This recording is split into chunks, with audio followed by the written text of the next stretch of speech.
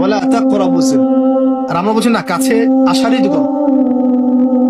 কাছে আসার গল্প হতে পারে মায়ের সাথে, মায়ের কাছে আসার গল্প হতে পারে, স্ত্রীর কাছে আসার গল্প হতে পারে, আমার সন্তানের কাছে আসার গল্প হতে পারে, দেশের কাছে আসার গল্প হতে পারে। কিন্তু হারাম জেনার কাছে আসার কোনো গল্প হতে পারে না। কি হতে পারে? জাহান্নামের উপন্যাস হতে পারে। কি হতে পারে? জাহান্নামের আমল নামার একটা উপন্যাস হতে পারে। উপন্যাস বুঝেন না? আল্লাহ পাক এই যে কিয়ামতের মাঠে আমল নামা ছুড়ে দিবেন, ছুড়ে দিয়ে আমল নামা ঘুরতে থাকবে, কারো ডান হাতে কারো বাম হাতে। যার হাতে আমল নামা আসুক না কেন, যে হাতে আসুক না কেন, আল্লাহ পাক সবাইকে একটা কথা বলবেন, ইকরা কিতাবাক, তুমি তোমার কিতাব পড়ো।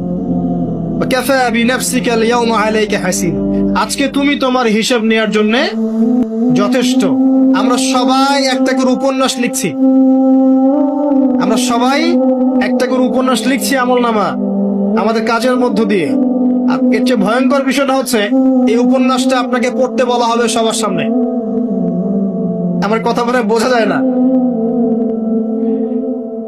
আমরা একটা গল্প লিখছি আমলনামায়, উপন্যাস লিখছি, যার একটা মোমেন্ট বাদ যাচ্ছে না। এই যে এখন আমরা বসে আছি, এটা আপনার উপন্যাসে উঠে গেছে, আমলনামা উঠে গেছে। মাফ করবেন যদি কালকে আবার দেখেন যে আমলনামাকে উপন্যাস বলে যা ব্যাখ্যা করলাম, তো এবার এই শব্দ দিয়ে আবার তুলকালাম করে ফেলেন। বুঝানোর জন্য বলেছি যুব সমাজ উপন্যাস বোঝে, এই জন্য বলেছি। যুবকরা উপন্যাস বোঝেন না? আপনারা বিভিন্ন উপন্যাস পড়েছেন, যারা জেনারেল লাইনে পড়েছেন অনেক উপন্যাস পড়েছেন। এই জন্য বললাম বোঝানোর জন্য, আমলনামা কখনো উপন্যাস নয় যে আপনি আর আমি একটা উপন্যাস লিখছি, নিজের গল্প নিজেই লিখছি, নিজের কাজের মধ্য দিয়ে নিজের উপন্যাস নিজেই লিখছি। এবং এটার মধ্যে সবচেয়ে ভয়ঙ্কর কথা হচ্ছে, এইটা সবার সামনে আমাকে পড়ে শোনাতে হবে। আমরা কি পারবো? এই জেনা, এই মাদক, এই পর্নোগ্রাফি, হারাম, জুয়া, ক্যাসিনো, অন্যায়, অত্যাচার, বেনামাজি, দুর্নীতি, ঘুষ, সুদ, এইগুলোর সব কথা সবার সামনে পড়ে শোনাতে আমরা কি পারবো আদৌ? আমরা কি প্রস্তুত? পড়তে কিন্তু হবেই ভাই, সবাইকে পড়তে হবে।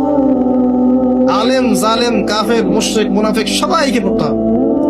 ইকরা কিতাবাক, এক বচন এসেছে, মানে এক একজন মানুষকে আল্লাহ পাক বলছেন যে তুমি তোমার বই পড়ো, তোমার কিতাব পড়ে শোনাও।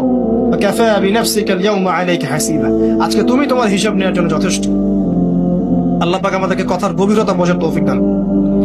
এই হারাম জিনিসগুলোর মধ্যে সবচেয়ে ডেঞ্জারাস এই ফ্রি মিক্সিং। ফ্রি মিক্সিং কি জিনিস?